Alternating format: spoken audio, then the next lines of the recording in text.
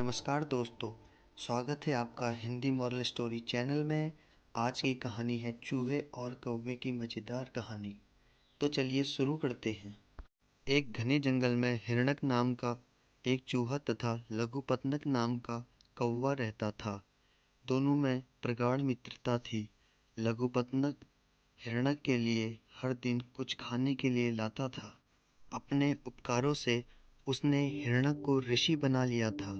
एक दिन हिरण्यक ने लघुपतनक से दुखी मन से कहा, इस प्रदेश में अकाल पड़ गया है। लोगों ने चिड़ियों को फंसाने के लिए अपनी छतों में जाल डाल दिया है। मैं किसी तरह बच पाया हूँ, अतः मैंने इस प्रदेश को छोड़ने का निश्चय किया है। लघुपतनक ने बताया, दक्षिण दिशा में दुर्गम वन है जहाँ विशाल सरोवर है। वहाँ मेरा एक अत्यंत घनिष्ठ मित्र रहता है। उसका नाम मंथरक कछुआ है। उससे मुझे मछलियों के टुकड़े मिल जाया करेंगे। हिरण्यक ने विनती की कि वह भी लघुपतनक के साथ वहीं रहना चाहता है। लघुपतनक ने उसे समझाने की कोशिश की कि उसे अपनी जन्मभूमि व सुखद आवास को नहीं छोड़ना चाहिए। इस पर हिरण्यक ने कहा कि ऐसा करने का कारण वह बाद में बताएगा। दोनों मित्रों ने एक साथ जाने का निश्चय किया। हिरण्यक लघुपतनक की पीठ पर बैठकर उस सरोवर की ओर प्रस्थान कर गया। निश्चित स्थान पर पहुंचकर कौवे ने चूहे को अपनी पीठ पर से उतारा तथा तालाब के किनारे खड़े होकर अपने मित्र मंथरक को पुकारने लगा। मंथरक तत्काल जल से निकला। दोनों एक दूसरे को मिलकर प्रसन्नचित्त थे। इसी बीच हिरण्यक भी आ पहुंचा। लघुपतनक ने मंथरक से हिरण्यक का परिचय कराया तथा उसने गुणों की भी प्रशंसा की। मंथरक ने भी हिरण्यक से उसके जन्म स्थान से वैराग्य का कारण जानना चाहा। दोनों के आग्रह को सुनकर हिरण्यक अपनी व्यथा कथा सुनाने लगा। नगर के बाहर स्थित शिव मंदिर में ताम्रचूर्ण नामक एक सन्यासी रहता था। वह नगर से भिक्षा मांगकर सुखपूर्वक अपना जीवन व्यतीत कर रहा था।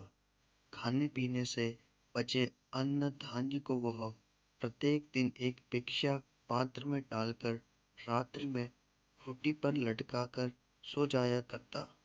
सुबह सुबह उसे मंदिर के बाहर बैठे भिखारियों में बांट देता था। इस सब बातों की सूचना हिरण्यक को भी मिली।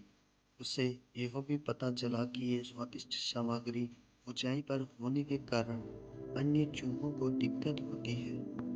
हिरण्यक ने बताया कि अपने साथी की बात सुनकर एक रात में वहां आया तथा खूंटी पर लटकी हांडी पर छलांग लगा दिया तथा हांडी को नीचे गिरा दिया तथा साथियों के साथ स्वादिष्ट भोजन का आनंद लिया। अब यह हमारा हर रात का नियम बन गया। परेशान होकर सन्यासी फटे बांस का डंडा लेकर आया। डंडे की आवाज सुनकर वे लोग डर जाते थे, लेकिन साधु के सो जाने के बाद पुनः हांडियां साफ कर देते थे। एक बार सन्यासी का मित्र बृहस्पति तीर्थटन के उपरांत उससे मिलने आया। रात में सोते समय बृहस्पति ने ताम्रचूर्ण को अपने तीर्थ का विवरण सुनाने लगा। इस दौरान भी ताम्रचूर्ण फटे बांस का डंडा बजाता रहा, जिससे बृहस्पति को बुरा लगा। तब ताम्रचूर्ण ने उसे डंडा बजाने की असली वजह बताई। बृहस्पति ने जिज्ञासा दिखाते हुए पूछा, चूहे का बिल कहाँ है? ताम्रचूर्ण ने अनभिज्ञता दर्शाई, लेकिन यह साफ था कि यह बिल किसी खजाने पर है। धन की गर्मी के कारण ही यह चूहा उतना अधिक ऊंचाई तक कूद सकता है। बृहस्पति ने एक कुदाल मंगवाया तथा निश्चय होकर रात में सो गया। हिरण्यक ने सुनना जारी रखा।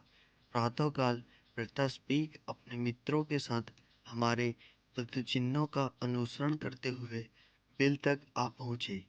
किसी तरह मैंने अपनी जान बचा ली, परंतु अंदर छिपे कोष को निकाल लिया।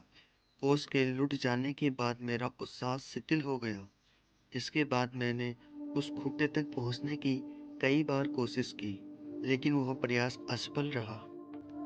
मैंने धन को पुनः प्राप्त करने की कोशिश की, लेकिन कड़ी निगरानी के कारण मुझे वापस नहीं मिल पाया। इस कारण मेरे परिजन भी किन्नी काटने लगे थे। इस प्रकार मैं दरिद्रता तथा अपमान की जिंदगी जी रहा था।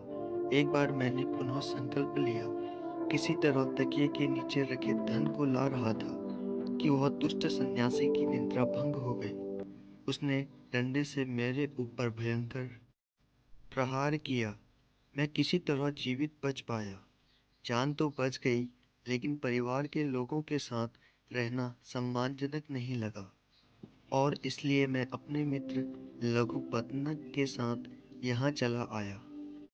हिरण्यक की आपाबीती सुनकर मंथरक ने कहा, मित्र, निसंदेह लघुपतनक आपका सच्चा व हितैषी मित्र है। संकट काल में साथ निभाने वाला ही सच्चा मित्र होता है। समृद्धि में तो सभी मित्र होते हैं। धीरे धीरे हिरण्यक भी अपने धन की हानि को भूलने लगा और सुखपूर्वक अपना जीवन यापन करने लगा। दोस्तों, कहानी के साथ जुड़े रहने के लिए आपका धन्यवाद। ऐसे ही मज़ेदार कहानी सुनने के लिए सब्सक्राइब कीजिए हिंदी मॉरल स्टोरी चैनल को। धन्यवाद।